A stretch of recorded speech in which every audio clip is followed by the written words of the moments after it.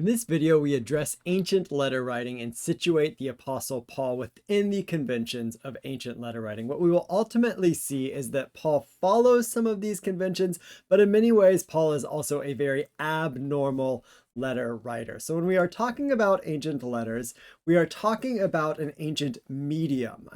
And there are two different terms that I want to get out here for us. One is medium, and medium is a larger, more umbrella kind of term. The plural of medium is media, so we think of different media forms. We think of television being a different media form than newspaper. So there are sort of larger differences when we're talking about different kinds of media. We're also talking about physical properties when we're talking about different kinds of media. A newspaper is written on paper, whereas a television show is experienced electronically through a television screen. Whereas genre is a smaller term. So medium is the umbrella term. Genre is sort of underneath media. Insofar as there are different genres within different media forms. So a letter would be a kind of medium or a media form. And then a genre, there are different genres of letters. There are friendship letters, there are business letters, there are letters soliciting you to buy insurance from a certain company. And so what genres do is they have stable and flexible features to them. When you open up any given letter in the mail, you can sort of recognize very quickly what kind of piece of mail it is, what kind of letter it is, based on the form of it. But even within that form, each individual letter is going to be different. So all of this to say, Paul works within the medium, his chosen medium for writing, or at least the chosen medium for writing that comes down to us in the canon, is the letters. And he works within a specific genre within letter writing. But Paul's genre is sort of unattested to by other persons that outside of the New Testament. We do, of course, have other New Testament letters, which would be the closest to Paul's genre of sort of theological communal letter writing. And we recognize genres, as I said, intuitively, that it's we don't necessarily think about what a genre is when we are experiencing it, but we recognize and know that we are experiencing a particular kind of genre. You think of watching a film, you know if you are watching a rom-com or if you are watching an action movie, sort of based on how that movie progresses. They have stable features and they have flexible features. And we get into trouble when we sort of misunderstand genres. The misunderstanding of genres can lead to misinterpretation of what it is that we are experiencing.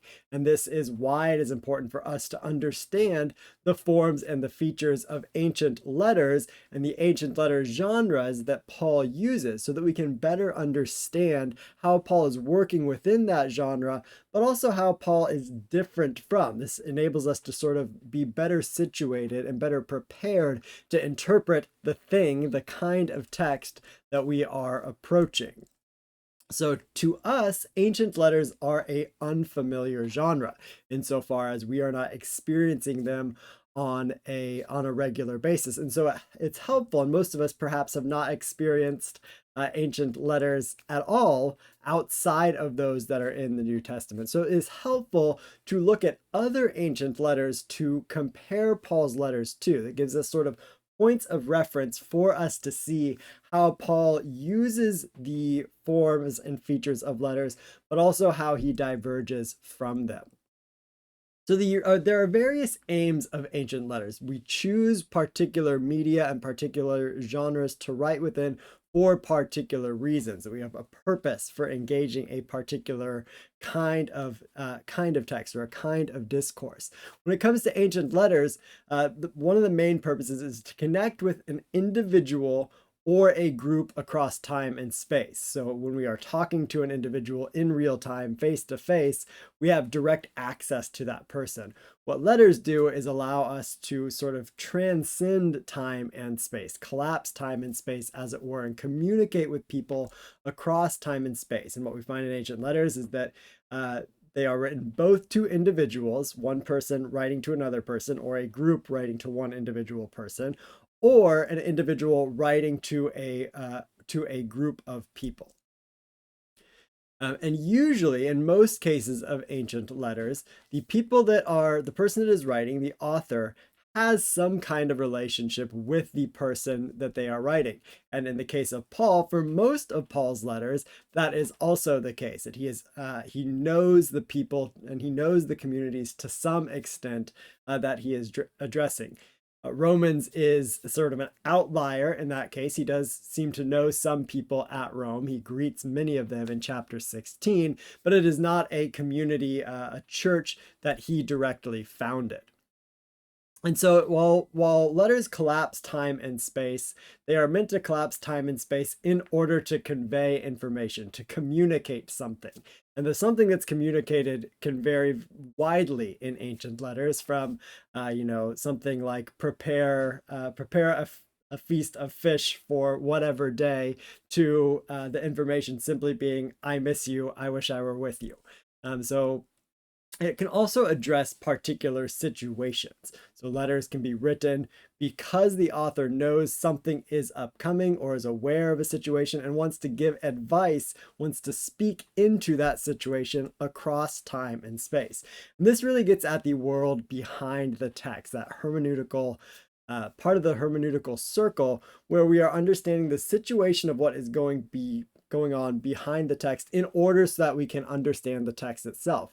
When it comes to ancient letters, because we are reading other people's mail, we can sometimes reconstruct that situation that is being addressed, but oftentimes it becomes more difficult because we are not aware what's going on, and we're also less aware of the sort of norms and customs and just the ways of everyday life in the ancient world. So in some ways we can reconstruct the world behind an individual letter, but in some ways we also cannot reconstruct the world behind an ancient letter, because we are so far removed in time and space from the author and the recipients of the document.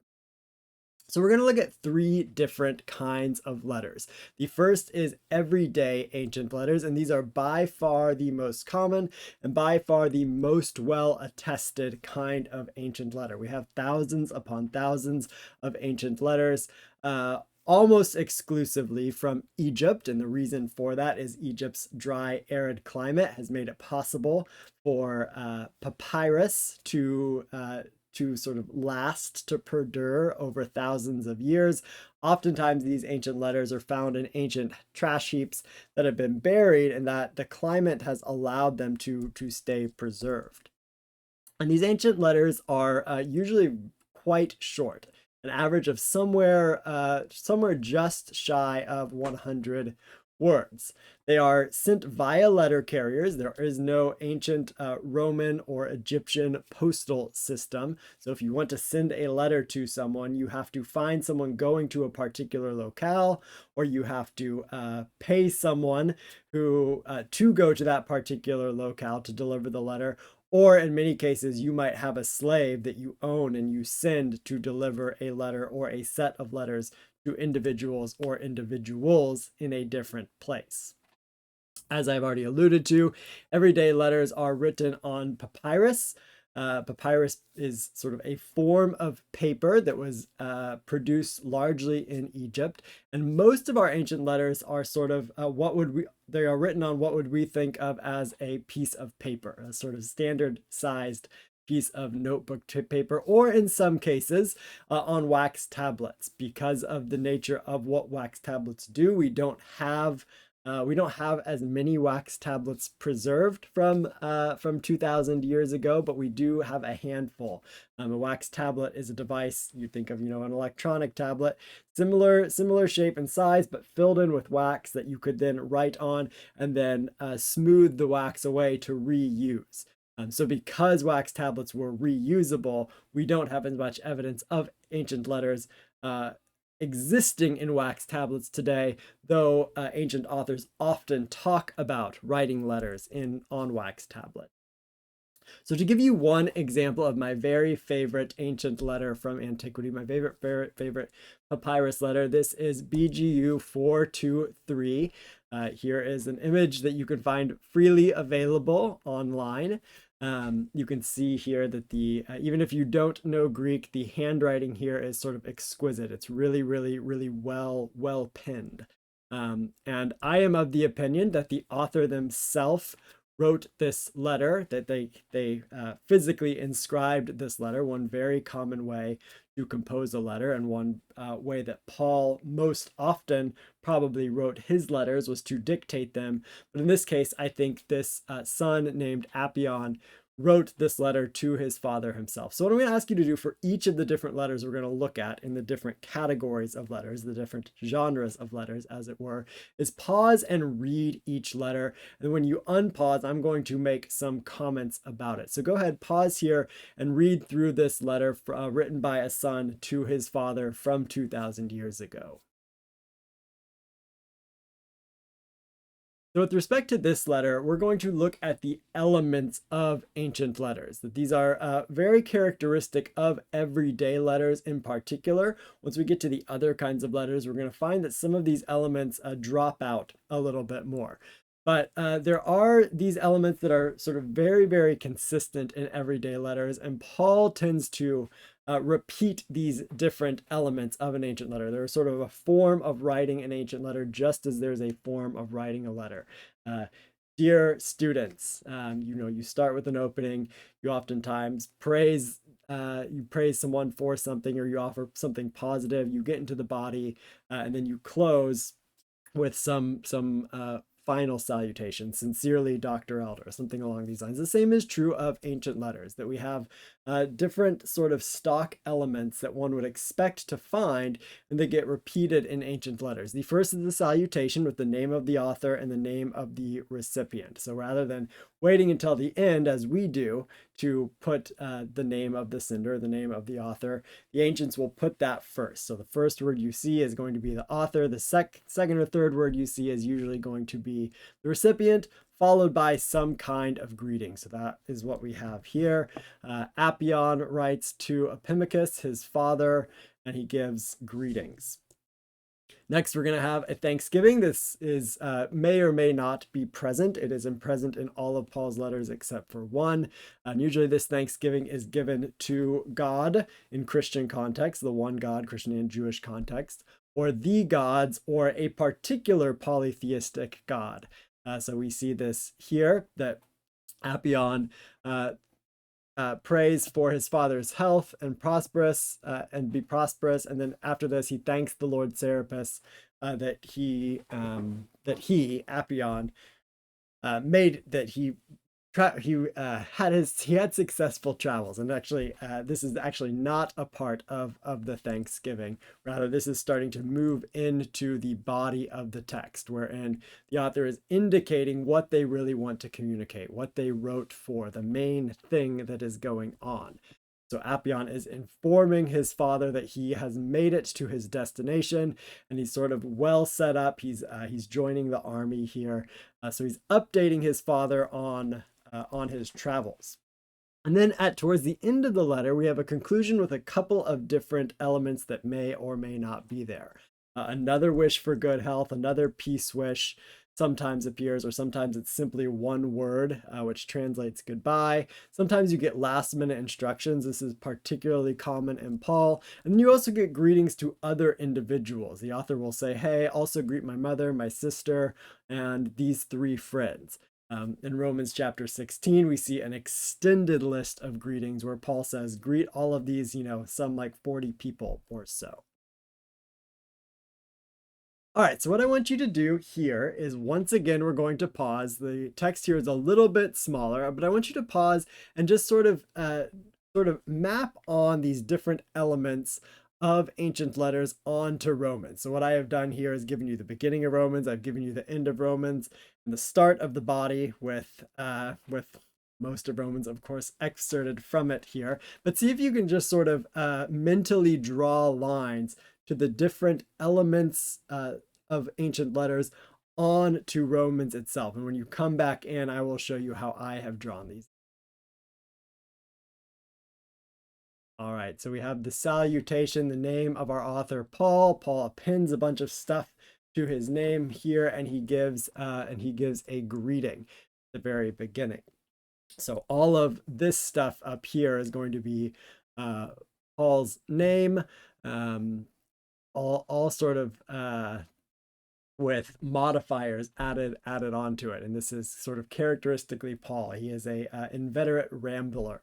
And then to all God's beloved in Rome. So this is the name of our recipient. And Paul's greeting often comes in this very form right here. Grace to you and peace from God our Father and the Lord Jesus Christ. And then Paul is going to go on and thank God through Jesus Christ for the Romans, and particularly because their faith is known throughout the world. And then in this sort of thanksgiving and prayer goes on really all the way into Romans 1:16 and 17. And here we sort of start to see where the body and the thanksgiving sort of meld together a little bit as we get to Romans 1:16 verses 16 and 17. And then once we get to sort of around verse 19 or so, Paul really starts to move into the body, and the body takes up the large majority of Romans from 119 until about 1532. And then we start to get Paul moving into the conclusion, where he says he sort of offers God's peace to all of the people. Then he starts to give some specific last-minute instructions, commending Phoebe to the people, and then he gives a long list of greetings following this, including the greetings to Prisca and Aquila. The second kind of letter we're going to look at is imperial letters. These are letters largely written from emperors to specific communities. And these letters, sometimes you get the form of the letter and they contain an edict within the letter. So the purpose of the letter is not necessarily, the purpose for sending the letter is not necessarily the letter itself, but what is in the letter, the edict, or the communication to the community at large. There are other times where the letter itself sort of functions as the communication. It's not containing something else. But these are sort of official correspondences, usually written from an emperor to a community at large. In many cases, the letter or the edict would have first been read aloud to the gathered group and then posted to be read by individuals later on, posted a number of times in a number of different places, especially if it was a particularly important edict, particularly important thing that needed to be communicated, that people needed to sort of change the way they lived in some form or fashion because of the edict. And so we have a lengthy example here. I've cut out some of the text right here. I've cut out about maybe 3 paragraphs or so of a letter from the Roman Emperor Claudius to the Alexandrians. So Alexandria is a city in Egypt. And what you'll see here as you pause and read, you'll see, I invite you to sort of think about how this resembles some Pauline letters and how it might resemble even what we just saw in Romans. So take about 2 to 3 minutes here, read through this letter, and see if you can identify ways that the form matches up with things that we saw with respect to Romans.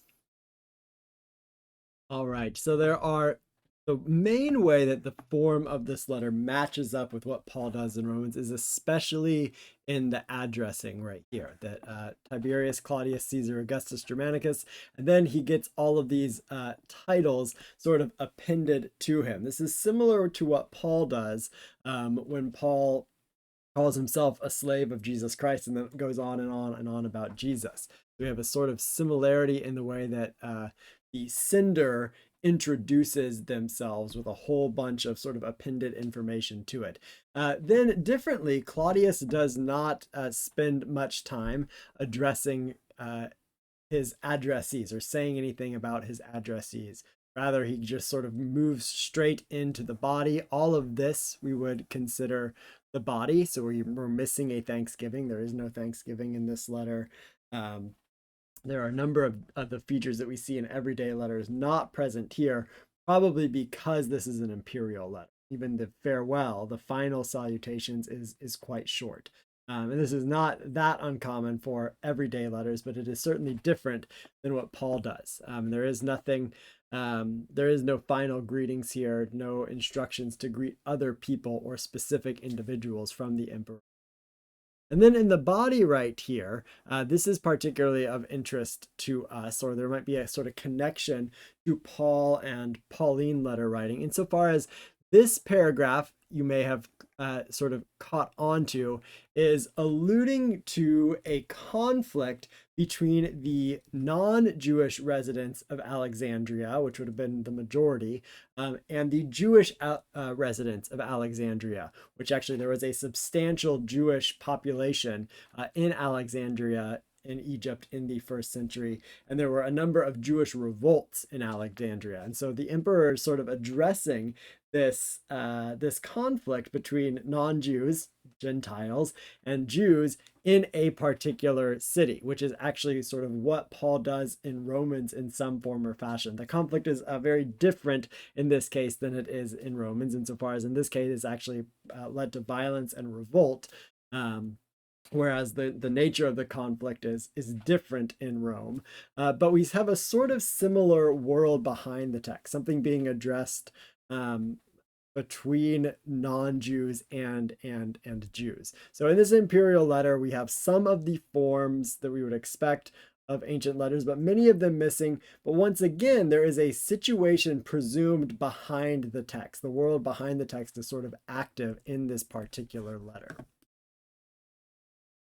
And the last kind of letter we're going to look at is literary letters. And by literary letters, I mean letters that are written by sort of the literary giants of the ancient world, those who are very high up on the social ladder. Of course, emperors are also very high up on the social ladder. You don't get any higher on the social ladder than an emperor. But these are elite figures who are particularly known for writing, for being authorial figures, that is, authors.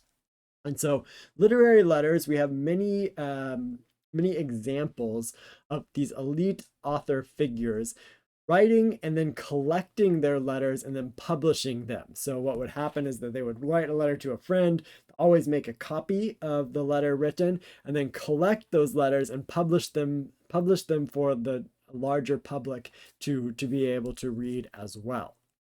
So these are written largely to friends and acquaintances, and because many of these are sort of written with an eye to making them public, not just to the friend and not just written to the acquaintance, there's a lot of sort of literary posturing within them. These figures are trying to present themselves as sort of as high literary elite figures addressing highfalutin kinds of things. So we get a very short letter here as our example from Pliny the Younger to Fabius Justus, also written in the first century CE. Notice we have continuity in our chronology here, all of these written around the same time. And in this letter, Pliny is basically just saying, you know, I haven't heard from you. I want you to write to me. I want to know what's going on. And then he just, you know, throws in a literary quotation in there, sort of that literary posturing. The phrase our elders used to say, if you are well and good, I am well. So at least you could write me at least this, Justice. If nothing else, just tell me that you are well.